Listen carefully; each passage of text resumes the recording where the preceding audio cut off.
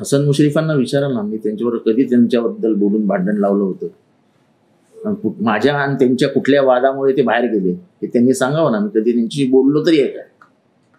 एवढ्या 18 वर्षाच्या 20 वर्षाच्या माझ्या राजकीय जीवनामध्ये मी 5 मिनिटंही बोललो नसेल हसन मुश्रीफांशी, 5 मिनिटं.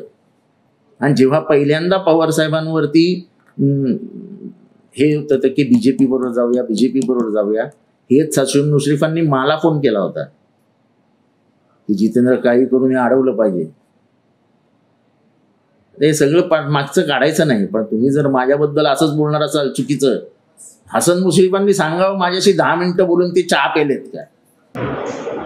आज डॉक्टर जितेंद्र आव्हाड साहेब म्हणतोय, कारण माझी काही एकेरीत कोणाचाही उल्लेख करायची संस्कृती नाही. यांनी राष्ट्रवादीचे नेते, राज्याचे मंत्री हसन मुश्रीफजी यांच्यावर त्यांनी एकेरीत टीका केलेली आहे. आव्हाडांची ती कायमची संस्कृती आहे की एकेरीत उल्लेख करून अनेकांचे अपमान ते कायम करत असतात.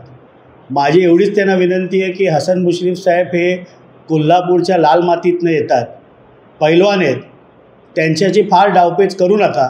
कधी तुम्हाला चितपट करतील राजकारणामध्ये तुम्हाला कळणार देखील नाही. तेव्हा त्याने सांगितलं की पवार साहेबांना आपण विनंती करूया की आपण बीजेपी बरोबर जाऊया. अजितदादा समोर होते, सगळ्यांचं पत्रक फिरलं, मी पत्रावर सही केली आणि बाहेर आल्यावरती मी जयंत पाटलांना सांगितलं की साहेब ही सही माझी मान्य नाही, मी काय घालणार नाही. आणि जयंत पाटील ही त्याच विचाराची होती. त्यांनी ते पत्र पवार साहेबांना कधी दिलंच नाही. आजही ते पत्र जयंत पाटलांच्या खिशातच आहे. माझा त्यांना प्रश्न आहे की तुमचा हात धरून तुम्ही लहान बाळ होतात का की कोणी तुमची सही जबरदस्तीने त्या पत्रावर घेतली?